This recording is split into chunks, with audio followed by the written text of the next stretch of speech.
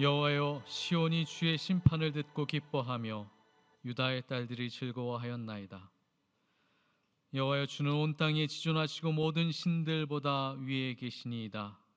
여호와를 사랑하는 너희여, 악을 미워하라.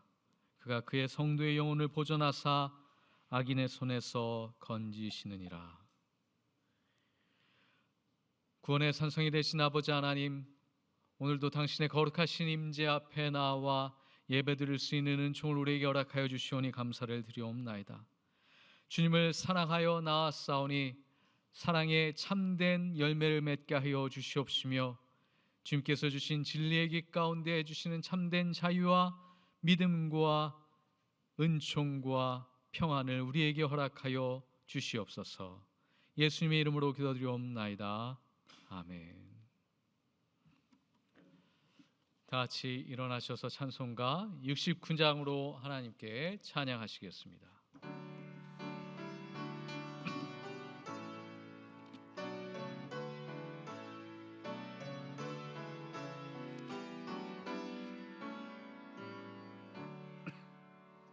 온 천하 만민 우러러 다 주를 찬양하여라. 할렐루야 할렐루야. 저은빛 나는 밝은 해, 저은빛 나는 밝은 날, 하나님 찬양하라. 루야 할렐루야 할렐루야. 힘차게 부는 바람아, 떠가는 묘한 구름아, 할렐루야 할렐루야. 저 돋는 장한 아침에, 저 지는 고운 저녁노을, 하나님을 찬양하라. 할렐루야 할렐루야 할렐루야.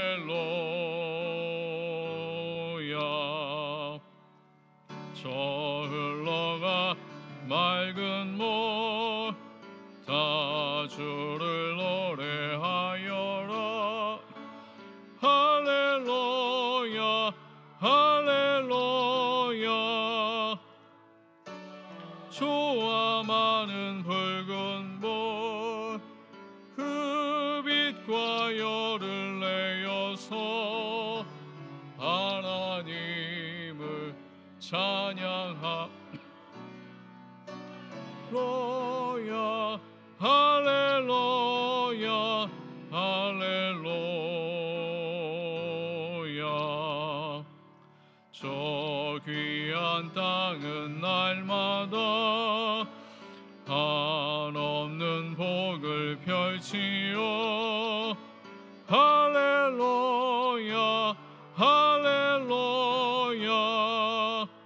다위의 꽃과 열매도 영광 나타내어라.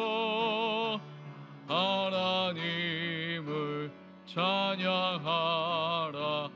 할렐루야 할렐루야 할렐루야.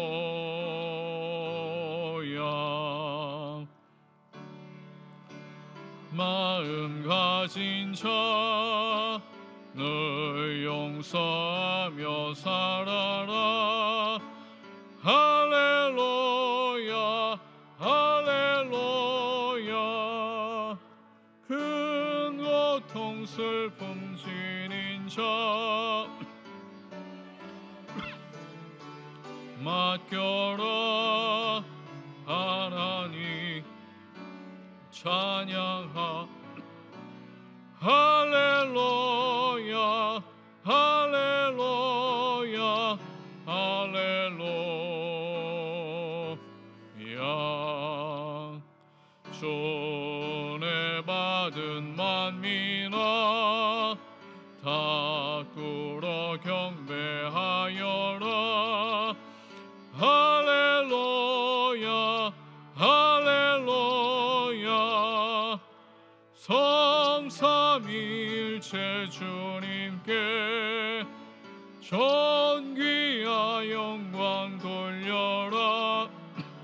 주를 찬양 로야 할렐루야 할렐루야 할렐루야.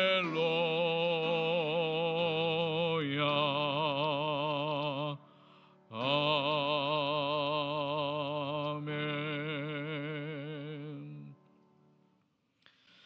교동문 시편 51편 같이 봉독하시겠습니다. 하나님이여, 주의 인자를 따라 내게 은혜를 베푸시며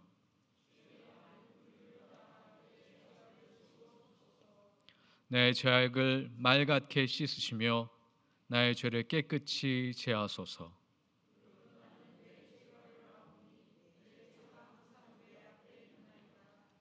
내가 주께만 범죄하여 주의 목전에 악을 행하였사오니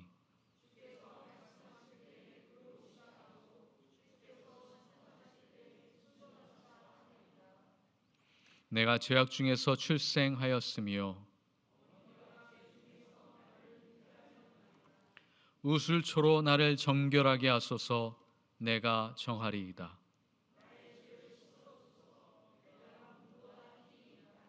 하나님이여, 내 속에 정한 마음을 창조하시고 아멘. 참회 성찰의 기도를 드립니다. 오늘은 특별히 1985년 9월 8일 대학교의 첫 예배 주보에 담긴 기도문을 통하여 기도하겠습니다. 전능하신 하나님, 예수 그리스도 안에서 저희를 하나님의 백성으로 불러주셨으나 저희는 주님께서 명령하신 바를 이행하지 못했습니다.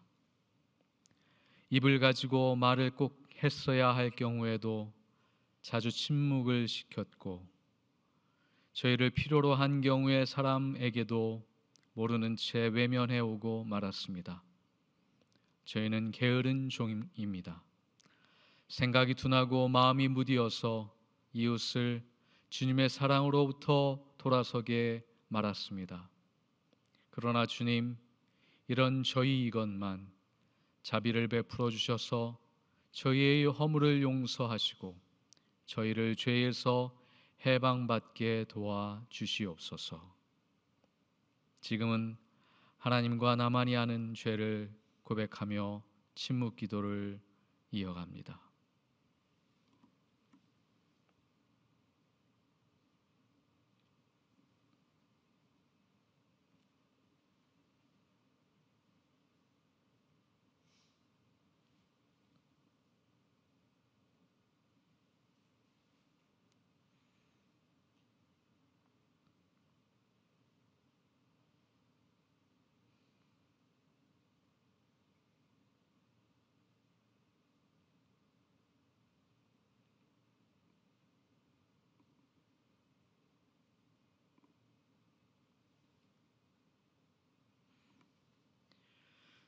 우리의 옛사람이 그리스도와 함께 십자가에 달려 죽은 것은 죄의 몸을 멸하여서 우리가 다시는 죄의 노예가 되지 않게 하려는 것임을 우리는 압니다.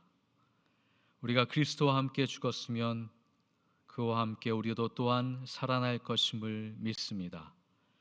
그러므로 그리스도 예수 안에 있는 사람은 결코 정죄를 받지 않습니다. 아멘. 다 함께 사도신경으로 우리의 신앙을 하나님께 고백하시겠습니다. 나는 전능하신 아버지 하나님, 천지의 창조주를 믿습니다. 나는 그의 유일하신 아들 우리 주 예수 그리스도를 믿습니다. 그는 성령으로 잉태되어 동정녀 마리아에게서 나시고 본디오 빌라도에게 고난을 받아 십자가에 못 박혀 죽으시고 장사된 지 사흘 만에 죽은 자 가운데서 다시 살아나셨으며 하늘에 오르시어 전능하신 아버지 하나님 우편에 앉아 계시다가 거기로부터 살아있는 자와 죽은 자를 심판하러 오십니다. 나는 성령을 믿으며 거룩한 공교회와 성도의 교제와 죄를 용서받는 것과 몸의 부활과 영생을 믿습니다. 아멘. 자리에 착석하시고 276장으로 하나님께 찬양하시겠습니다.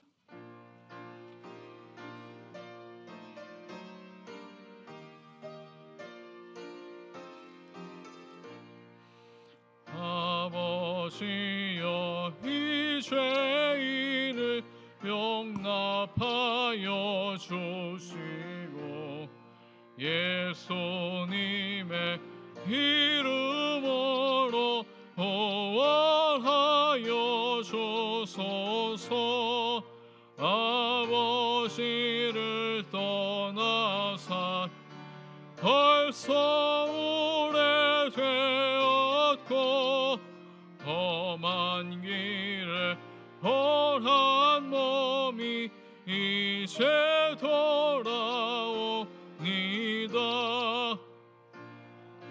하던 헛된 일을 요통하게 여기고 겸손하게 엎드려서 용하심 빕니다. 은혜 감당 못하오나 회개하는 영혼과 나의 약한 육신까지 드리옵니다.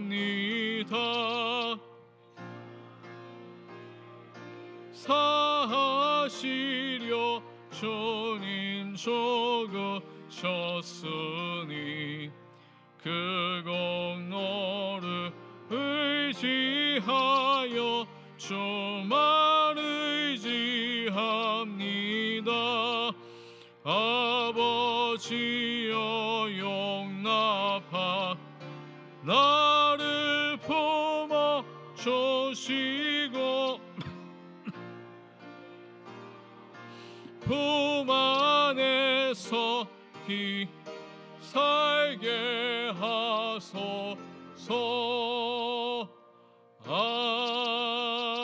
아멘. 예배를 위해서 최주원하고 기도해 주시겠습니다.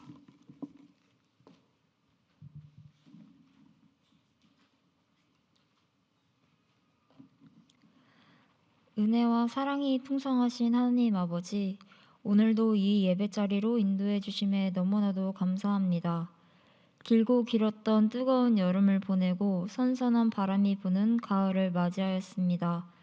계절이 변화한 것처럼 저희도 지난날의 잘못을 회개하며 주님 안에서 새로워져 더욱 깊은 믿음의 뿌리를 내리게 하옵소서. 대학교에는 하나님의 뜻을 널리 알리고자 열심히 공부하는 의대생과 간호대학생이 많이 있습니다. 그들이 공부함이 단순히 자신의 부와 명예를 목표로 하는 것이 아님을 항상 일깨워 주시고, 공부하는 중에도 좌절하고 낭망하지 않고 오직 주님을 믿으며 주님의 평강 가운데 흔들림 없이 공부하는 학생들이 될 수 있게 해주세요. 또한 대학이라는 배움과 성장의 터전에서 지적인 탐구뿐만 아니라 영적인 성숙도 이루게 하시고, 경쟁과 혼란 속에서도 겸손한 마음과 사랑으로 서로를 품는 공동체 되게 하소서. 대학교의 성도님들 중에 주님이 원하시는 방향성을 찾지 못해 방황하는 자들도 있고, 주님이 원하시는 길을 알지만 그 길이 가시밭길 같아 두렵게 느껴져 회피하고자 하는 자들도 있습니다. 이렇게 우리는 아직 주님의 뜻에 따라 일하기에는 아직 연약하고 부족함을 고백합니다. 갈피를 잃은 자들은 주님의 길로 인도해 주시고, 두려움에 주저하는 자에게는 주님이 항상 동행하셔서 담대한 용기 허락하여 주세요. 드려지는 예배 가운데 성령 충만함 부어주셔서 말씀과 찬양과 기도를 통해 주님과 더욱 깊이 교제하게 하시고 진정으로 하나님께 영광 돌리는 거룩한 예배가 되게 하옵소서.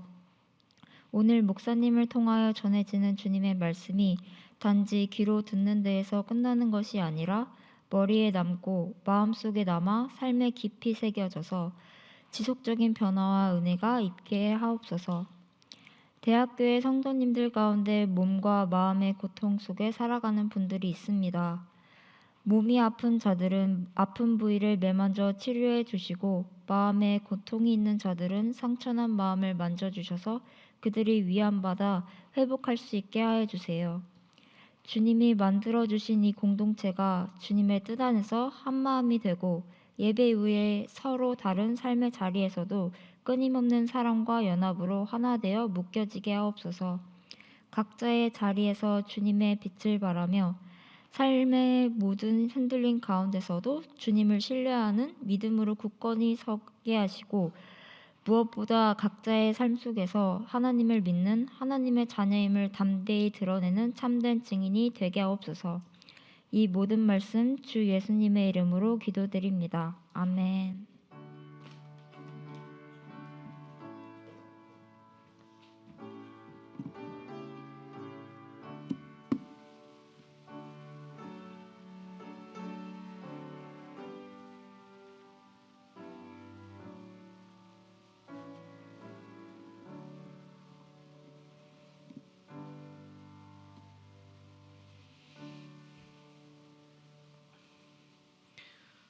귀한 기도 감사드립니다.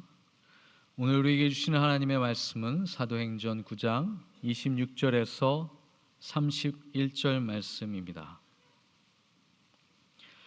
사울이 예루살렘에 이르러서 거기에 있는 제자들과 어울리려고 하였으나 그들은 사울이 제자라는 사실을 믿을 수가 없어서 모두들 그를 두려워하였다. 그러나 바나바는 사울을 맞아들여 사도들에게 데려가서 사울이 길에서 주님을 본 일과 주님께서 그에게 말씀하신 일과 사울이 다마스코스에서 예수의 이름으로 담대히 말한 일을 그들에게 이야기해 주었다. 그래서 사울은 제자들과 함께 지내면서 예루살렘을 자유로 드나들며 주님의 이름으로 담대하게 말하였고 그리스말을 하는 유대 사람들과 말을 하고 토론을 하기도 하였다. 그러나 유대 사람들은 사울을 죽이려고 꾀하였다. 신도들이 이를 알고 사울을 가이사랴로 데리고 내려가서 다소로 보냈다. 그러는 동안에 교회는 유대와 갈릴리와 사마리아 온 지역에 걸쳐서 평화를 누리면서 튼튼히 서갔고 주님을 두려워하는 마음과 성령의 위로로 정진해서 그 수가 점점 늘어갔다. 아멘. 우리에게 주시는 하나님의 말씀입니다. 성가대 하나님께 찬양 드리시겠습니다.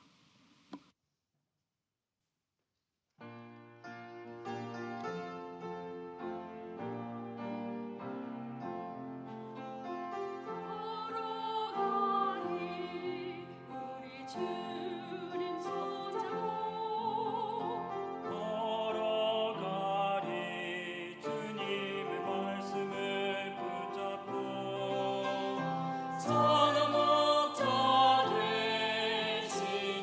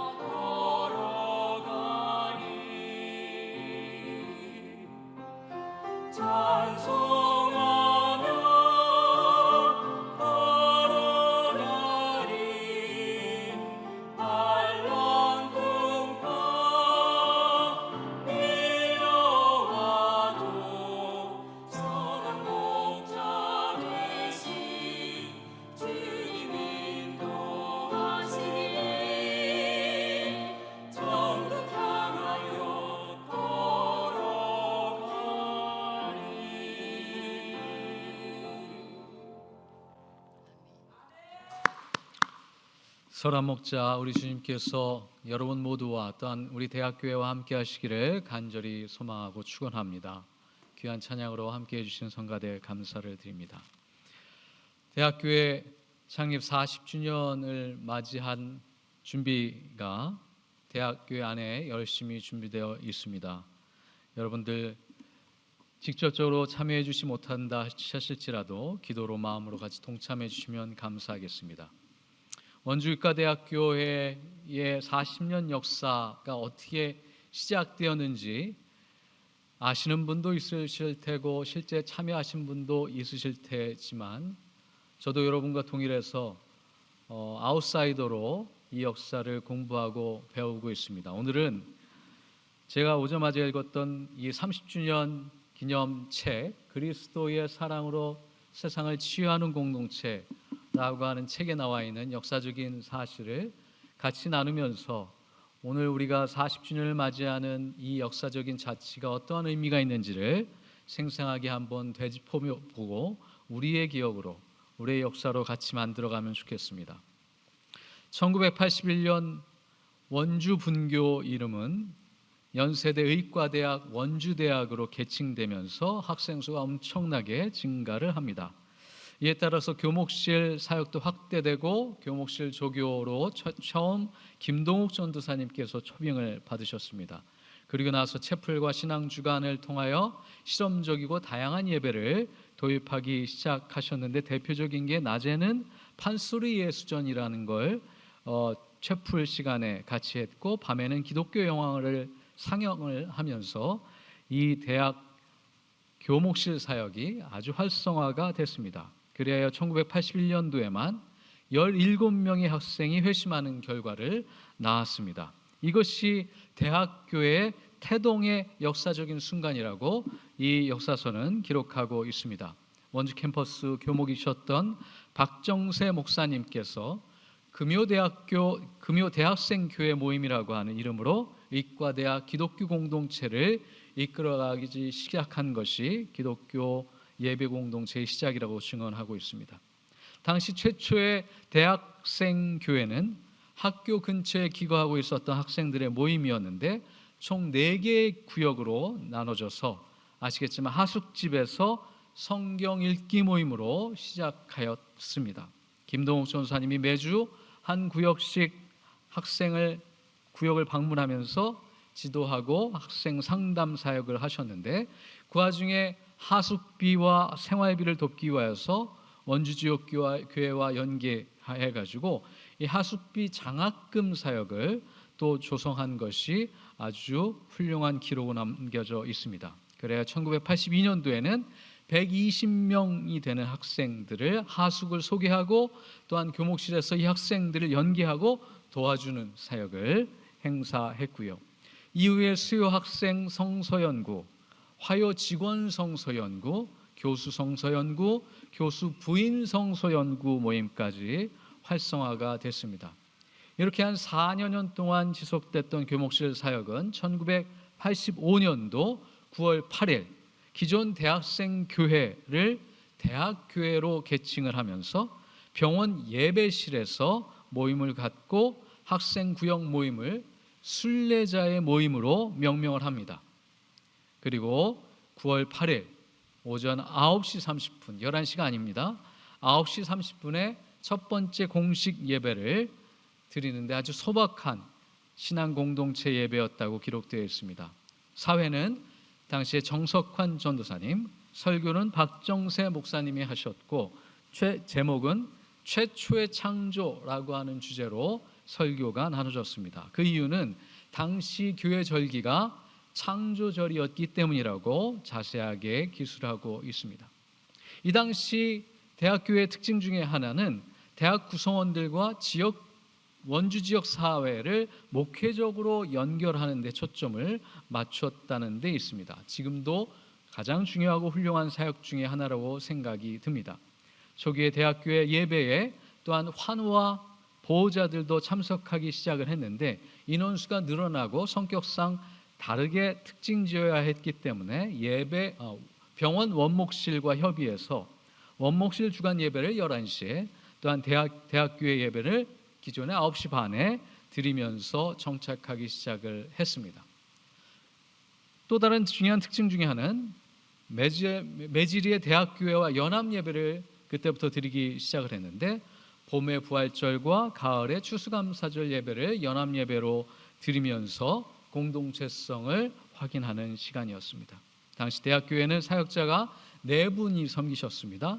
박정세 목사님, 정석환 전사님, 이마식 전사님, 노정선 목사님이 이 4분이 돌아가시면서 대학교회를 섬겨주시고 설교로 사역해 주시면서 교회가 그때부터 정착되고 안정화 길을 맞기 시작했다라고 이 책은 고백하고 있습니다.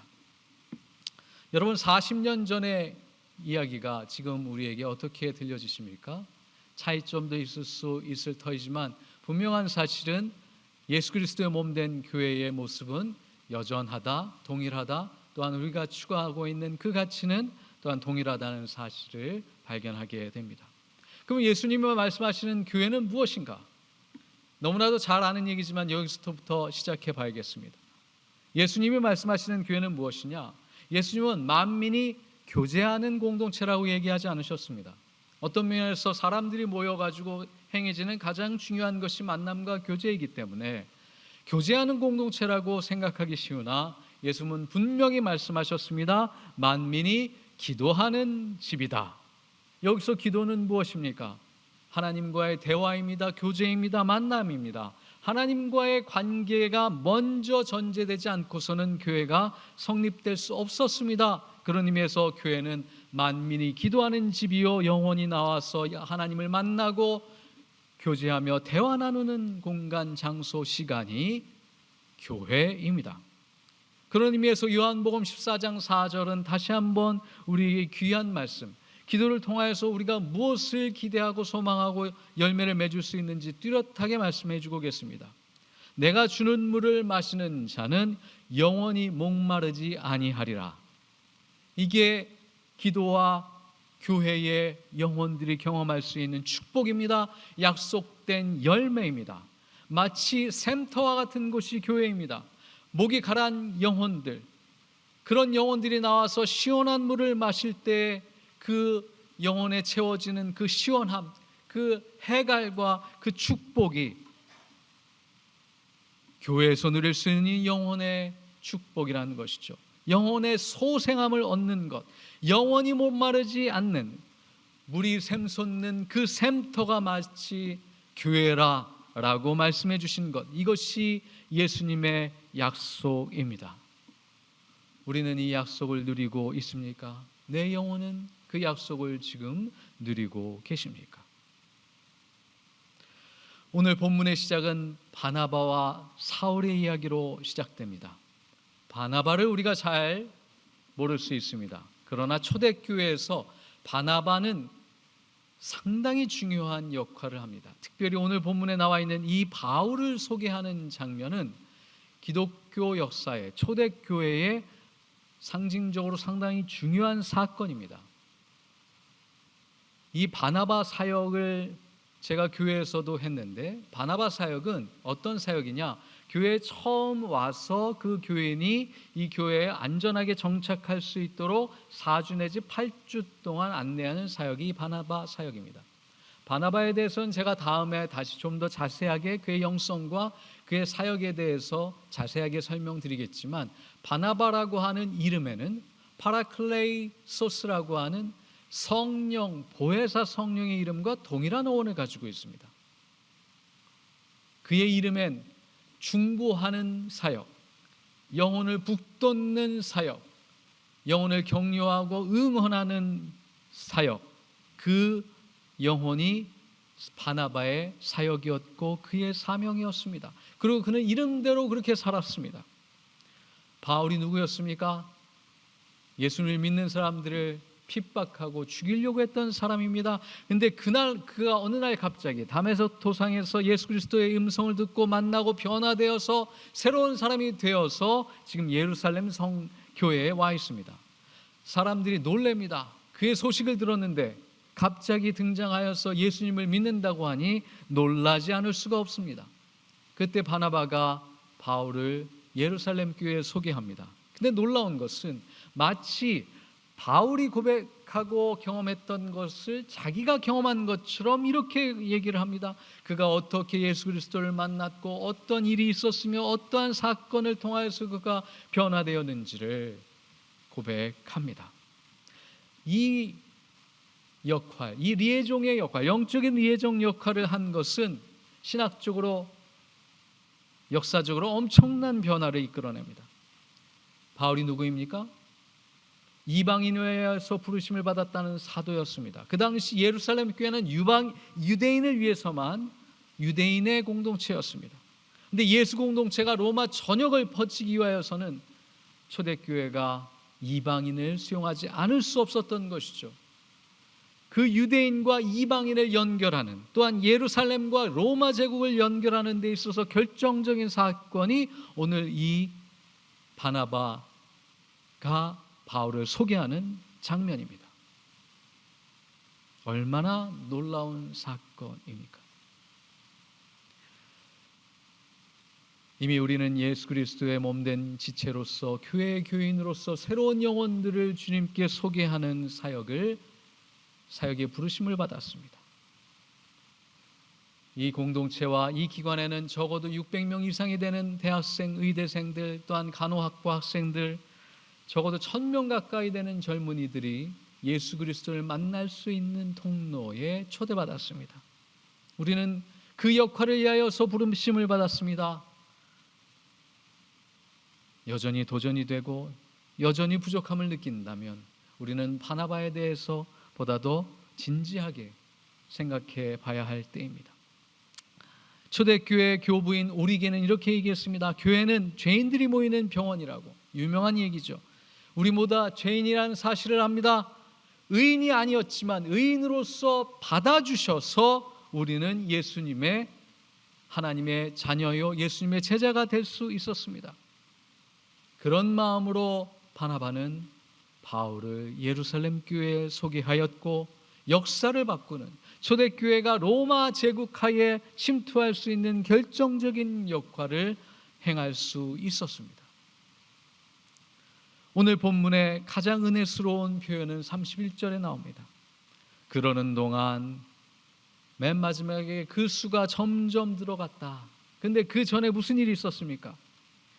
유대인들이 바울을 위협하고 죽이겠다라고 하는 모의까지 하고 있는 장면을 스스럼 없이 성경은 얘기하고 있습니다.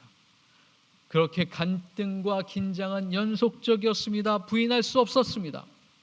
그러는 동안 교회는 유대와 갈릴리아와 사마리아 전 지역에 걸쳐서 평화를 누리면서 튼튼히 서갔고 주님을 두려워하는 마음과 성령의 위로로 정진해서 그 수가 점점 늘어갔다. 교회가 부흥했습니다. 근데 그 부흥하는데 결정적인 단서를 두 가지를 얘기하고 있습니다. 주님을 두려워하는 마음과 성령의 위로로 정진해서. 얼마나 귀한 말씀인지 묵상하게 됩니다. 예수님을, 하나님을 두려워하는 마음, 하나님의 존재를 인정하고 그분이 살아계심을 지금도 느끼면서 사는 마음, 코람데오의 신앙이죠. 하나님 앞에서 우리의 삶을 있는 그대로 부끄러움 없이 내어드릴 수 있는 삶, 두려워 떠는 삶이죠. 경외하는 삶입니다. 그리고 두 번째는 성령의 위로로 정진했다라고 했습니다. 성령님께서 컴포팅 하십니다. 케어해 주십니다. 그것을 느끼면서 온 공동체에 있는 이 긴장과 갈등, 어려움들을 극복해 나가고 오히려 평화를 누리면서 튼튼히 서갔다라고 고백합니다. 놀라운 고백이 아닐 수 없습니다. 교회는 무엇입니까? 분명 인간들의 모임이며 인간 사회에 드러나고 있는 여러 어두움과 그림자들이, 허물들이 드러날 수밖에 없는 것이 우리의 모습입니다. 그럼에도 불구하고 교회가 부흥하고 성장할 수 있었던 것은 우리의 역할이 아니라 성령 하나님의 위로하심. 우리는 단지 하나님의 살아계심을 두려워 떨므로 경외하는 마음으로 경건하게 살 때에 교회가 성장했다라고 고백합니다. 이어령 교수님을 아실 겁니다. 한국 근대사회 현대까지 최고의 지성인으로 자리자김하셨고 최초의 문화부 장관으로 또한 88 올림픽 개막식을 또한 연출하셨던 분이죠. 이분이 나이가 드셔서 지성의 서영성으로라고 하는 책을 내셔서 사회적으로 큰 파장을 일으키셨죠. 무신론자에서 유신론자가 되신 지성인. 아니, 우리나라 최고의 지성인이 어떻게 종교에 기인할 수 있었을까? 세례를 받을 수 있었을까? 이것은 지성인들에게, 공부를 좀 한다고 하는 사람들에게, 합리적이고 이성적인 사고와 판단을 내리는 사람들에게 있어서 상당히 중요한 일화가 아닌가 싶습니다. 그는 종교에 대해서 오랫동안 고민하고 번민했다라고 고백했습니다. 하루아침에 일어난 일이 아니었습니다. 평생 자신의 의도와 상관없이 하나님의 손길, 하나님의 은총이 자기와 함께하였다는 사실을 이제야 인생의 후반부에 고백하셨습니다. 그는 솔직히 얘기합니다. 나는 최고의 지성인으로서 성경을 이해할 수 없었다. 하나의 예를 들어 얘기합니다. 노아의 방주를 만들어서 모든 동물들을 암수와 한 쌍씩 태웠다고 성경은 얘기한다. 그렇다면 아프리카의 초원에 살고 있는 사자와 사슴도 같이 태웠을 텐데 그들이 어떻게 그 오랜 기간 동안 동거할 수 있었나? 이성적으로 합리적인 생각을 할 때 이것은 마땅하지 않다. 받아들일 수가 없다. 그런데 단호하게 얘기합니다. 믿게 되니 이 말씀이 믿어지더라. 내 지성의 한계에 도달하여서 그것의 한계를 하나님 앞에 고백하였더니 이제는 그것이 믿어지기 시작하며 하나님을 만나게 되니 지성을 넘어서는 세계에 눈이 띄어지게 되더라. 그리하여 믿음은 내가 갖는 것이 아니라 선물이다 라고 고백하십니다. 믿음이 선물이 되어 우리에게, 나에게 찾아오기까지 그는 오랜 기간 역경과 시련을 겪었습니다. 아시겠지만 외손자를 젊은 나이에 잃으셨고 그의 어미, 외동딸이죠. 나중에는 목사 안수까지 받으셨던 그 외동딸을 하나님께 먼저 떠나보내는 인생의 시련과 고난의 시간이 있었습니다. 그의 높은 지성과 합리적 판단 능력으로는 딸의 고통을 도울 수가 없었다는 사실, 그것이 그에겐 가장 실존적인 도전이었던 것 같습니다. 그 가운데서도 따님은 신실하게 기도했습니다. 나를 위하여서 기도하는 것도 좋지만 교회에 같이 한번 가자고, 세례를 받자고 오랫동안 기도하며 간청했다고 합니다. 근데 딸이 불치병에 들어서야 비로소 딸을 위해서 할 수 있는 것은 기도요, 또한 예배 참여하는 것뿐이라는 사실을 깨달으셨던 것 같습니다. 그때부터 그는 고뇌하던 방향을 지성에서 영성으로 넘어갑니다. 우리나라 최고의 지성인데 주변에 수많은 지성이 많지 않았겠습니까? 그 최고의 지성 친구들이 그를 비웃듯 질문했다고 합니다. 아니, 교회에 그렇게 부조리한 일들이 많이 일어나는데 그래도 믿어지냐고 오랜 친구가 비난하듯이 묻습니다. 단호하게 대답했답니다. 그래, 믿어진다. 그러면서 그게 왜 어떻게 믿어지는지에 대해서 한 대담에서 이렇게 비유로 얘기합니다.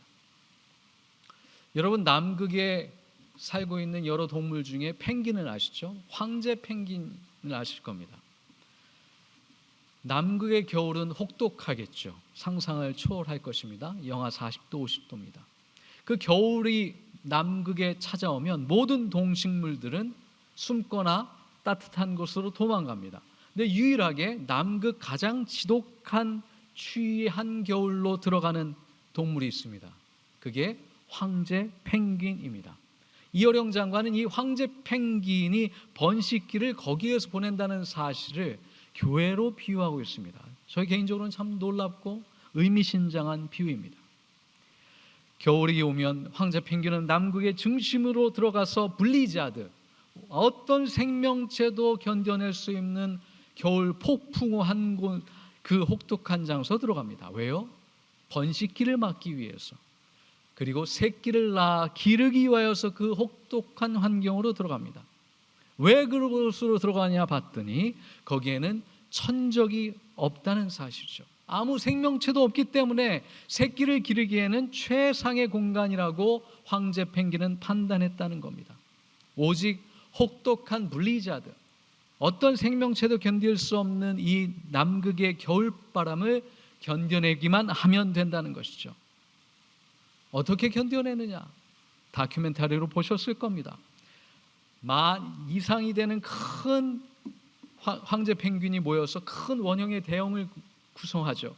그러면서 조금씩 움직이는데, 가르쳐주지 않았는데도 불구하고 바깥에 바람을 맞았던 펭귄이 조금씩 움직이면서 안쪽으로 들어가고, 안쪽에 있었던 펭귄들이 조금씩 바깥으로 움직이는 유형을 계속 혹독한 겨울 밤낮 움직이면서 견딘다고 합니다.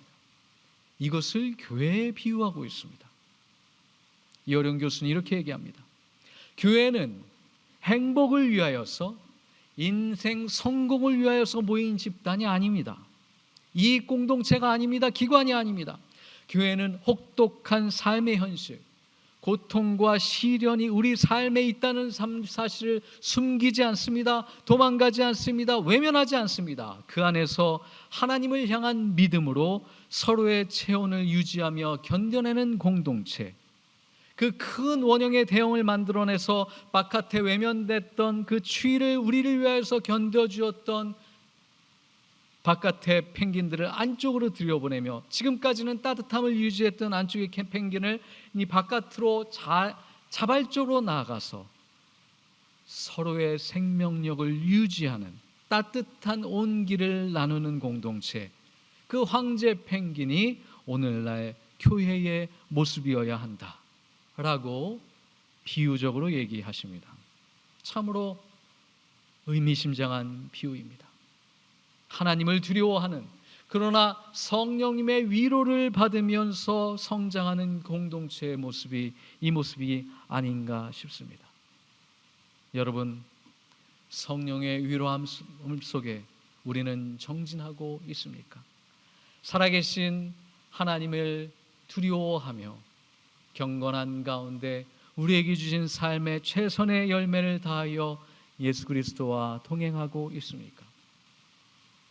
교회는 유기체적 공동체입니다. 생명을 나누는 유기체적 공동체입니다. 생명이 있다는 것은 성장을 전제합니다. 유기체는 성장합니다. 우리 안에 생명이 있으면 유기적으로 성장합니다. 오직 주님이 주인 되시는 교회, 주님의 생명이 우리 공동체 안에서 충만하게 고백되는 교회, 그럴 때 우리는 진정한 주님의 공동체가 될 것입니다. 40주년 기념 예배를 준비하느라 고생 많으십니다. 우리가 걸어온 길을 돌아보며 우리가 가야 할 길을 모색하는 기도의 시간입니다. 이제 생명을 나누어 유기적 공동체로 성장하는 교회가 되기를 간절히 축원합니다.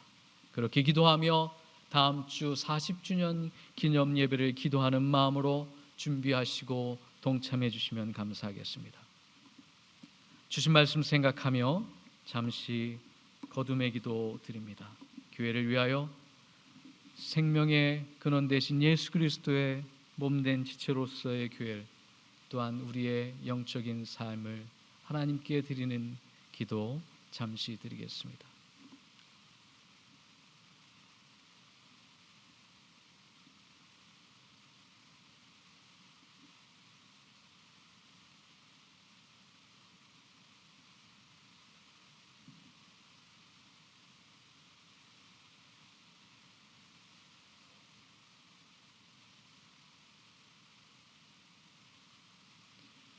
사랑과 생명의 근원 되신 아버지 하나님, 예수 그리스도의 몸된 대학교회의 구성원이 되게 하시니 감사를 드립니다. 이 교회를 향하신 하나님의 크나크신 축복과 위로와 사명이 있는 줄 믿습니다.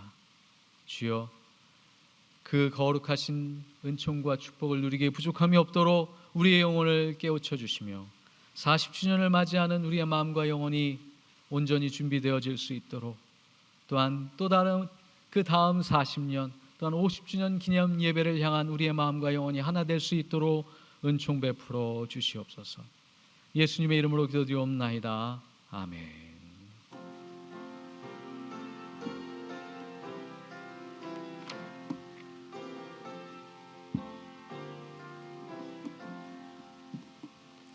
이 말씀 따라 사는 동안 지치지 않게 하시고, 이 말씀 따라 사는 동안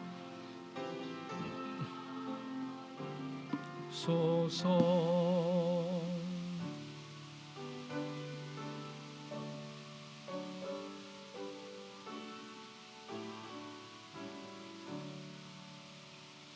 내게 있는 모든 것을 아낌없이 드리네. 사랑하고 의지하며 주만 따라 살리라. 주께 드리네.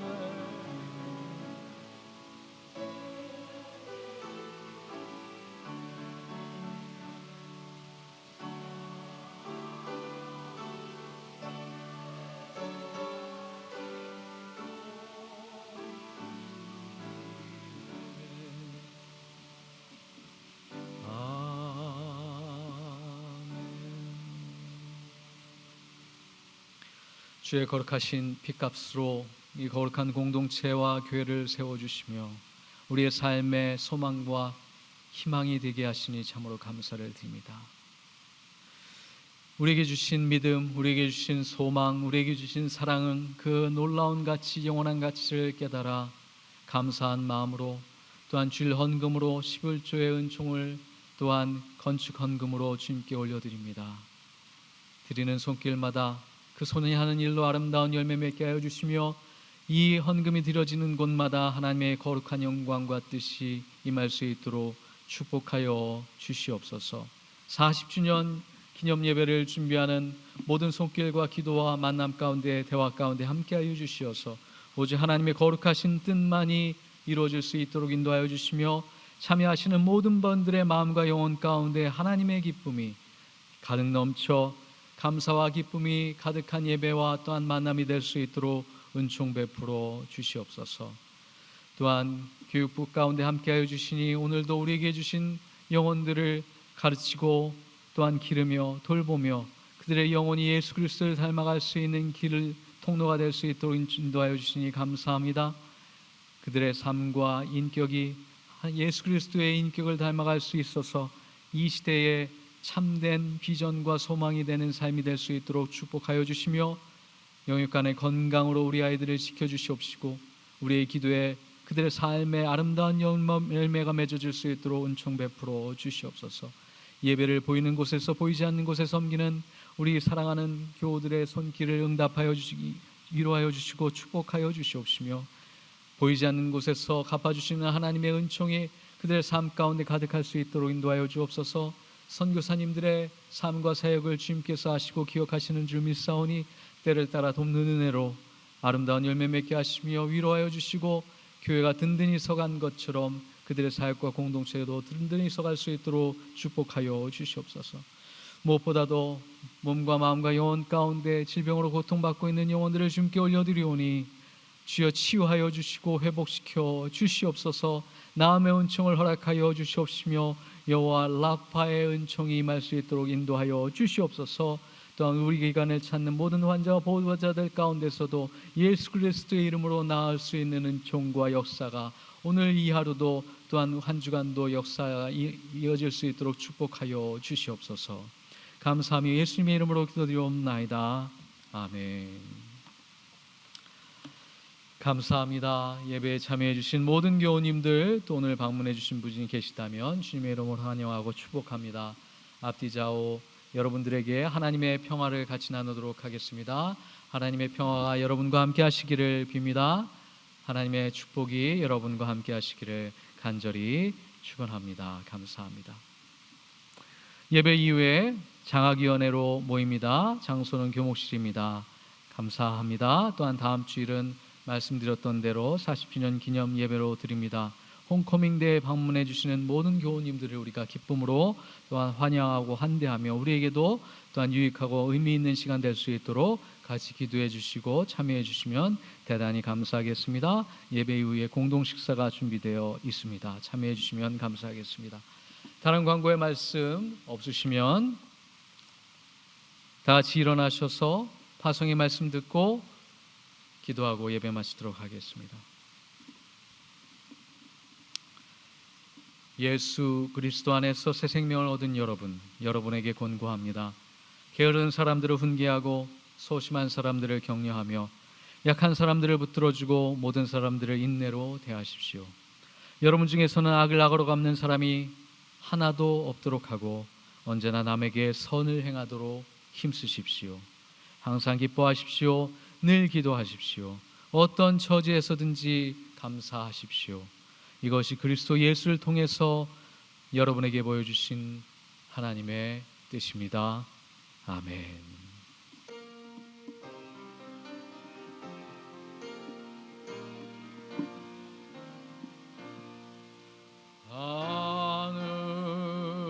하늘에 계신 아버지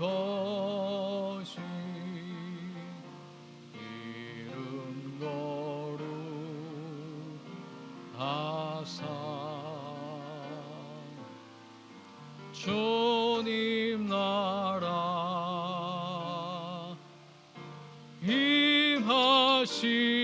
임하시고 뜻이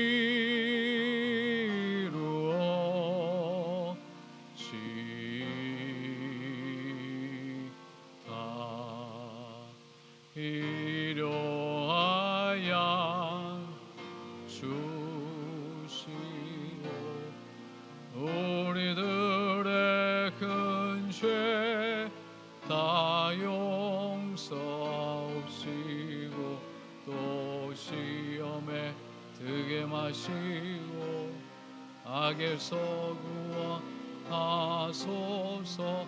때에 주의 나라 주의 권세 주의 영광 영원히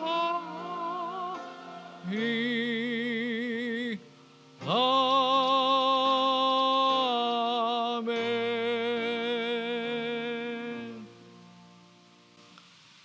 지금은 길과 진리와 생명이 되신 예수 그리스도의 놀라우신 사랑과 하나님의 그 크신 은혜와 성령님의 위로와 치유와 회복과 하나 되게 하시는 역사하심이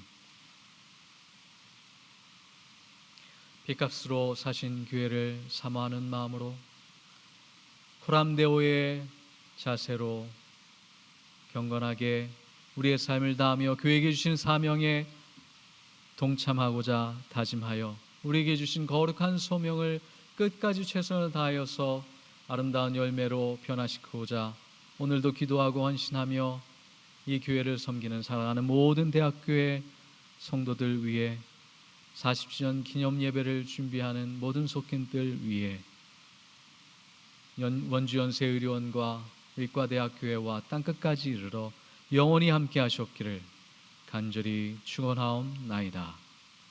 아멘.